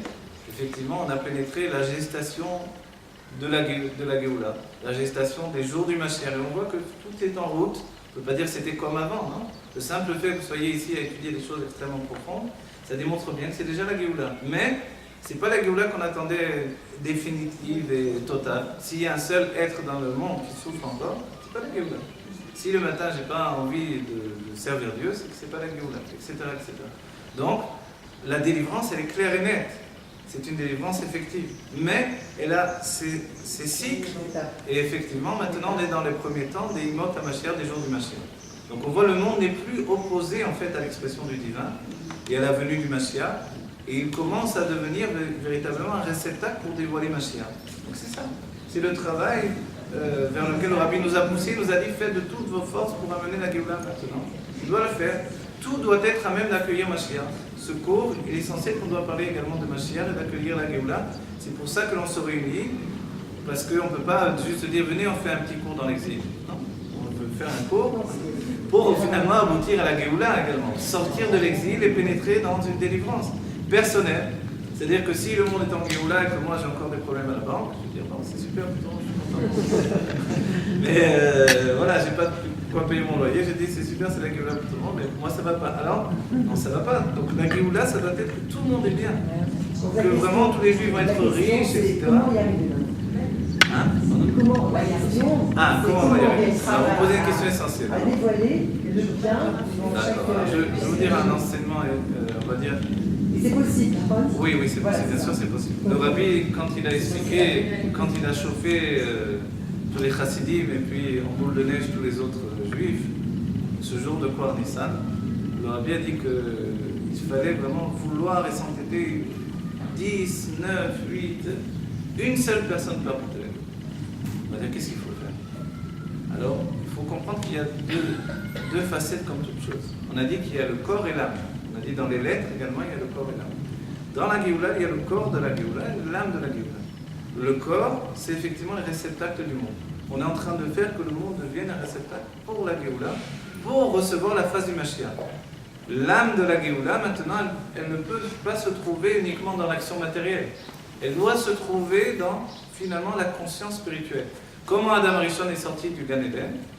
Il est sorti d'une conscience d'attachement à Dieu qui s'appelait le Dat Elyon, la conscience que Dieu est l'unique existence, et il a pénétré dans l'existence intime d'une personnalité que l'on connaît, c'est-à-dire un homme qui vit avec lui-même, la conscience humaine. Dans les mondes divins, ça s'appelle sortir du monde de Hatzilut et rentrer dans le monde de Bria. Sortir du monde de l'émanation, où il n'y a pas de création encore, c'est avant Bereshit, et puis pénétrer dans Bereshit, le monde est créé dans ma conscience. C'est pour ça que le Rashi nous dira que l'herbe des champs ne poussait pas tant que Adam Arishon n'avait pas prié pour l'herbe des champs. Et c'est lui qui a donné un nom à tous les êtres vivants. Mais les êtres vivants possédaient déjà un nom. Dans les mondes divins, les anges connaissaient ce nom. Et la force de l'homme a été le fait de pouvoir donner un nom à tous les êtres vivants. Alors on va dire, c'est quoi cette force-là? C'est la conscience et l'expression de la conscience. La conscience d'exister comme un être à part entière et l'expression de cette conscience. C'est quoi l'expression de cette conscience? Je dis, je vais pas bien, j'en ai marre, je m'ennuie, je suis joyeux. Ça, c'est l'expression de la conscience. Auparavant, Adam Arishon n'avait pas cette expression. Il vivait dans un lien absolu. Et puis est venu le Nachash. Le Nachash, c'est Gematria. Ce sont les valeurs numériques de Mashiach. Le Nachash est venu voir Adam Arishon. Il lui a dit, c'est très bien, tu es dans le Gan Eden, tout va bien, bravo, mais il n'y a rien qui bouge. Ce serait l'idée qu'on a de la Géoula sans incolore et inodore. Non, mais il faut que ça bouge, il faut qu'il y ait de l'action, il faut que ça soit passionnant. Alors il a dit, si tu restes dans le Gan Eden, tout va aller comme ça. Et puis... En fait, l'être individuel n'existait pas. Donc, en d'autres sorts, le problème individuel n'existait pas. Il y avait une entité collective qui contenait toutes les âmes juives. L'égoïsme n'existait pas encore. Il n'y avait pas de lutte, il n'y avait pas de faire de son mieux, tout était du mieux. On dit Adam, ce sont les lettres de Méod. Les sages nous ont dit Tov, c'est bien. Tov, Méod, c'est le bien avec le Yetzirah, avec le penchant pour le mal. Et en fait, le Nachash, il a dit Tov, c'est bien, mais Tov, Méod, c'est mieux. Et c'était quoi? En fait, il fallait qu'Adam pénètre dans les forces du mal et ressente que le mal existait également. D'où venait le mal? Il n'y avait que du bien, il n'y avait que Dieu exprimé. Pourquoi il y avait du mal? En fait, on explique dans la Kabbalah que le mal était le déchet de la construction des mondes spirituels. Donc c'était un mal spirituel qui se trouvait tout en dessous de notre monde spirituel, le monde de l'Asiya, le monde de l'action. Et ce mal spirituel, c'était un déchet de la construction des mondes. Maintenant, ce déchet n'embêtait personne, les mondes avaient été faits, il y avait eu la destruction du monde du Tohu, on a dit que c'était trop de plaisir, les réceptacles étaient trop petits, tout s'était brisé, tout était tombé, ça avait construit les mondes inférieurs, et puis jusqu'au monde le plus bas, notre monde. Donc le monde de l'action, nos vivants. C'est pas simplement le globe terrestre, mais tout le monde spirituel dans lequel se trouve également le globe terrestre. Et en dessous de ce monde, il y avait le déchet de la construction des mondes. Est venu le Nachash, il a dit, le Nachash c'est de l'étymologie de Nachesh, deviner. Il a dit à Adam Arishon, tu es là, tu as que des évidences, vous savez, comme ces religieux qui disent que des évidences. Vous dites que ça ne va pas, ils vous disent un passo. Des trucs, hop, ils ont que des psukim, que des évidences. C'est super, c'est merveilleux. À un moment, on dit, ça suffit. J'ai envie d'exprimer qui tu es réellement. C'est ce qu'a dit le Nachash à Adam Arishon. Il a dit, tu me dis que des évidences. Mais qu'est-ce qu'il y a d'autre en toi? Est-ce qu'il y a une lutte en toi? Est-ce qu'il y a une possibilité de devenir meilleur, de t'améliorer? Alors Adam Arishon a dit, mais je suis déjà un sadique, je n'ai pas besoin de m'améliorer. Alors il lui a dit, mais alors qu'est-ce que tu donnes à Dieu? Rien du tout. La perfection, Dieu est plus parfait que tu ne pourras jamais l'être. Alors il a compris qu'il fallait faire pénétrer l'imperfection. Et c'est ça le secret. Comment il a fait pénétrer l'imperfection en lui? Alors le mot pri en hébreu, il écrit pré et sada tovera, le fruit du bien et du mal, de l'arbre du bien et du mal. En fait, on dit qu'il a mangé un champignon hallucinogène et puis tout un... Ou selon certains, il a pris du raisin, il a fait du vin, il a bu le vin comme Noir qui après a voulu faire le tikkun, la réparation, et il a chuté parce qu'il s'est saoulé. Il y a deux sortes de vin, le gain et la messaméar, le vin qui rend joyeux, qui est la femme lorsqu'elle est élevée, elle est une bénédiction pour son mari, et il y a le vin qui rend triste. Le vin qui rend triste, alors il nous fait chuter. Le vin qui rend triste, il nous fait chuter des fois à des degrés terribles de chute. ce vin il devient un vin mauvais. Et c'est pour ça que les sages ont dit que Raïti, c'est Shlomo Amelech, Raïti Mar Mimavet, Aïcha, la femme peut être plus mauvaise que la mort pour son mari. Alors, quelquefois, plutôt que d'affronter sa femme, il a presque envie de mourir. Et c'est pas une blague. Alors, on va dire, c'est quoi cette situation-là? En fait, c'est la force qu'il y a dans la femme d'agir sur son mari, de le transformer, de lui permettre d'avancer. Et en réalité, la femme est l'homme de qui le mari a le plus peur au monde, c'est sa femme. Pourquoi il a peur d'elle? Parce qu'en réalité, il n'y a pas de fuite par rapport à elle. Il peut fuir ses meilleurs amis, il peut fuir le monde, il peut fuir... même si on est dans un monde moderne, on découvre des scandales de tous les côtés, mais face à sa femme, finalement, il ne peut pas fuir. Alors, Ezer Kenegdo, la Nourazaken explique comment elle est Ezer en étant Kenegdo, en étant contre lui. Et il faut accepter qu'elle soit contre lui, tout autant qu'elle aussi puisse accepter que lui devienne la femme et elle le mari. C'est-à-dire que les choses s'intervertissent. Comme on a dit avec Dieu, il faut qu'il y ait un mashpia et un mekabel, mais que ça se... Voilà. C'est quelque chose qui bouge. Et cette situation qui bouge, c'est exactement ce qu'il fallait. Et c'est pour ça que Adam Arishon n'a pu évoluer que quand il a eu d'abord, il a reçu une femme qui venait de lui-même. Cette femme, elle est venue de lui-même, elle a été extraite de sa côte, de son côté ou de sa côte, et puis elle est devenue sa femme. Il y avait une contradiction, il y avait une opposition à sa personnalité. Quand il y avait une opposition à sa personnalité, il y a pu avoir aussi le nachash. Le nachash, on a dit l'étymologie de l'énachesh, deviner. Est-ce qu'il pouvait deviner autre chose que le bien absolu? En fait, quand il a mangé du fruit, le mot pri, c'est lié à la paix à la bouche, la première lettre du mot pri, et c'est un fruit, pri en hébreu. Et le reste, c'est la réia, la vision. Et il a fauté dans la réia, il a regardé dans les forces du mal, et de là, il a chuté. Pourquoi? Parce qu'à ce moment-là, les forces du mal se sont mélangées à sa personnalité. Qu'est-ce que c'est les forces du mal? Ça fait très peur, on a l'impression de voir des monstres, quelque chose. Mais les forces du mal, c'est tout simplement le désir d'obtenir pour moi. C'est ce qu'on appelle l'ego en psychologie. C'est ça les forces du mal. Les forces du mal, vous verrez que les pires personnalités du monde, c'est ce qu'ils veulent. Les animaux sauvages, dangereux, c'est ce qu'ils veulent obtenir pour eux-mêmes. Vouloir obtenir pour soi-même, c'est ça les forces du mal. Donc dès le moment où l'homme a contracté le désir d'obtenir pour lui-même, uniquement, de manière absolument égoïste, ça a été finalement l'inclusion des forces du mal dans un homme qui était du bien absolu. Qu'est-ce que l'âme divine? C'est donner à l'autre sans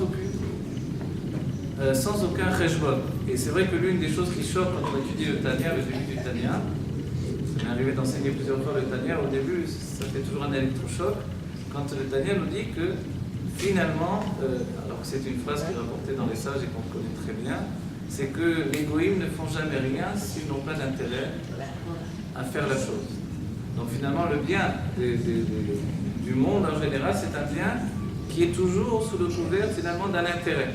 Et notre âme animale, elle peut fonctionner dans ce même système également, bien que le chidouche, la nouveauté de l'âme animale du juif, c'est qu'elle peut faire abstraction d'elle-même. Et ça a été une nouveauté. Finalement, il y a une possibilité dans l'âme animale de faire quelque chose, même si elle ne possédera pas en retour, en échange, un bien, et qu'elle le fera totalement pour l'autre. Ça existe. On connaît ça pour une mère par rapport à ses enfants. On peut être sûr qu'une mère peut faire de son mieux pour ses enfants, au-delà de son propre bien. Mais en même temps, si cette mère n'a pas travaillé sur son âme animale, si elle ne travaille pas au quotidien, forcément, il y a aussi une trace du remerciement, une trace de bien-être qui va donner un désir d'obtenir à nouveau. Et c'est ça ce piège un petit peu dans lequel on est rentré. Si l'on comprend bien ce que j'essaie de... Si l'on comprend bien ce que j'essaie de vous dire là, le jeu de l'exil et de la Géoula, c'est très très raffiné, c'est très difficile. Parce que finalement, quand on fait du bien, on a une reconnaissance de ce bien que l'on fait. Et ce bien pénètre en nous, finalement, comme une trace de bien-être qui va être le moteur du prochain bien que l'on va faire pour obtenir à nouveau ce bien-être. Et ça ne s'arrête jamais. Alors, on va dire, les sages nous diront, c'est pour cela que l'on dit que tisquer la mitzvot. Qu'est-ce que c'est cette phrase-là? Vous venez faire une mitzvah, regardez. Vous aidez quelqu'un et vous dit, au lieu de vous dire merci, il vous dit un religieux, tisquer la mitzvah. Tisquer la mitzvah, je viens de faire une mitzvah, dis-moi merci. Tisquer la mitzvah, c'est ce qu'il me dit. Alors, ce n'était pas une mitzvah que j'ai fait. En fait, les sages me disent de ce fait-là, non. C'est-à-dire que les mitzvot ne doivent jamais s'arrêter. C'est-à-dire que quand on fait du bien, on devrait dire dans cet ordre d'esprit que tu as le mérite de faire du bien. Alors, c'est pas du bien que je t'ai fait là, c'est espèce d'ingrat, etc. Mais en vérité, non. C'est un bien qui doit être un bien continu. Et c'est toujours très difficile, c'est ça l'enfermement qu'on a dans l'exil. Dans nos familles, dans nos amis, dans nos relations, que ce soit les Tunisiens ou les autres. Et en vérité, c'est pas facile. Qu'est-ce qui n'est pas facile? Ce système finalement qu'il y a de vouloir la reconnaissance du bien que l'on fait. Mais c'est inexorable. Et c'est un exil profond dedans de nous. Et c'est très difficile finalement. Parce qu'on veut profondément faire du bien en tant que juif. On veut faire du bien. Mais comment on ressent le bien que l'on a fait?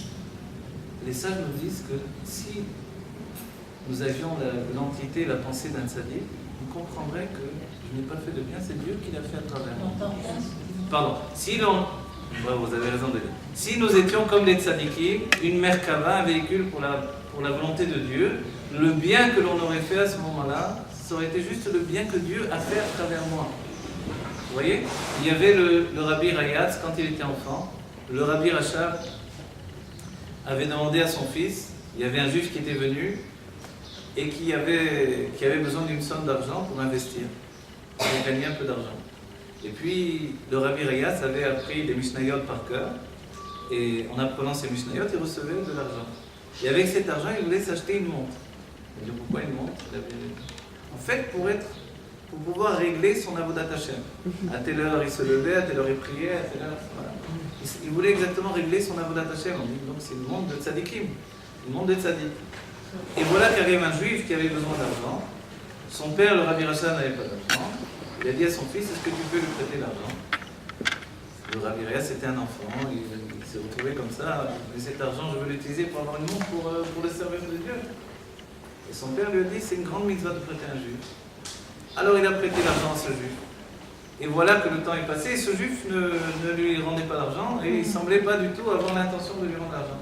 Et lui, il voulait cet argent pour sa montre. Il avait gagné en disant des Mishnayot par cœur. Et puis, à un moment, il a été le trouver. Il lui a dit, mais attends, mais j'ai d'autres soucis à penser que ton argent. Alors, il a été vraiment déchiré en tant qu'enfant. Il a été voir son père. Il a dit, mais, en pleurant, etc. Et son père lui a dit, mais je ne comprends pas.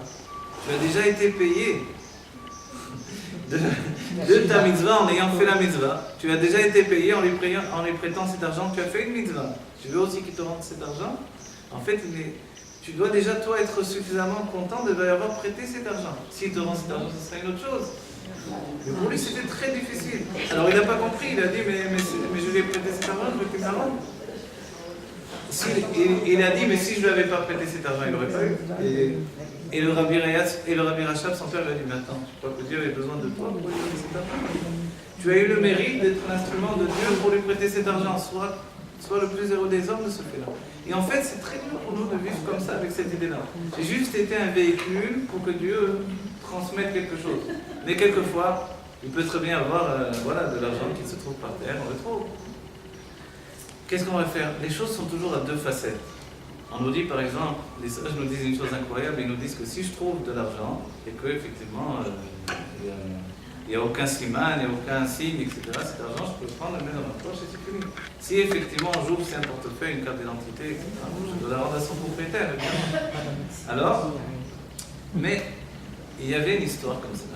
Il y avait un homme qui a vu un cavalier qui sortait. C'était une histoire de la Gemara. Un homme passait un cavalier et puis deux personnes marchaient derrière. Il y avait un qui était un tamid chacham, un sage, et l'autre qui était quelqu'un de très simple. Et puis le cavalier est passé, puis il a fait tomber sa bourse, elle est tombée par terre. Et puis le cheval continuait à trotter comme ça. Et l'homme simple a couru, a pris la bourse, il a couru derrière le cavalier, il a couru. Et l'autre ne savait pas ce qu'il a couru, il s'est retourné, il a dit voilà votre argent, vous avez pas. Alors il revient en arrière, et l'autre qui était un homme de Torah lui dit mais espèce d'idiot, tu aurais pu garder cet argent. Elle était par terre, dans le domaine public, et vous pouvez très bien s'appartenir. Tu aurais gardé, tu aurais pu être riche. Et lui, l'homme simple, il a levé les bras vers Dieu, il a dit comme ça, il a dit merci mon Dieu, tu m'as fait idiot, mais au moins tu m'as pas fait voleur. Et en fait, c'est toujours comme ça. Il suffit de voir comment on voit les choses. Qu'est-ce qu'on préfère être dans la vie? Et ça, c'est notre libre arbitre jusqu'à la fin des temps, dans tous les temps. Et on dit que Moshe, qui a reçu la Torah, on dit qu'on l'appelle Eti Amamin l'école d'Avan. C'est quelqu'un de simple qui croit en toutes les choses, finalement. Moshe a pu recevoir la Torah. Avec la Torah, c'est aussi l'idée qu'on va sortir d'Égypte avec tous les miracles de l'Égypte. On va traverser la mer. Et on va même recevoir la Géoula et le Beth Amikdash va descendre du ciel, il y aura la résurrection des morts. Et puis tous ceux qui sont partis reviendront, il y aura Aaron Cohen dans le Beth Amikdash en train de faire le service, etc. Et tout ça, ça sera merveilleux. Est-ce que c'est une forme de Géoula quand au Mont Sinaï, il disait qu'ils ont vu Emrao et Takoula? Comment on peut voir? Alors, effectivement, il est enseigné dans la Chassidut qu'on entend ce qui est loin et on voit ce qui est proche. Emrao et Takolot, c'est qu'ils ont entendu, ils ont vu ce qui était loin habituellement. Qu'est-ce qui est loin habituellement? Ils ont vu Dieu. Ils ont été à proximité de toutes les choses spirituelles qui habituellement, vous voyez, là on en parle, mais on ne les voit pas concrètement. Dans la Géoula, ils ont vu le spirituel de leurs yeux, comme on se voit les uns les autres ici.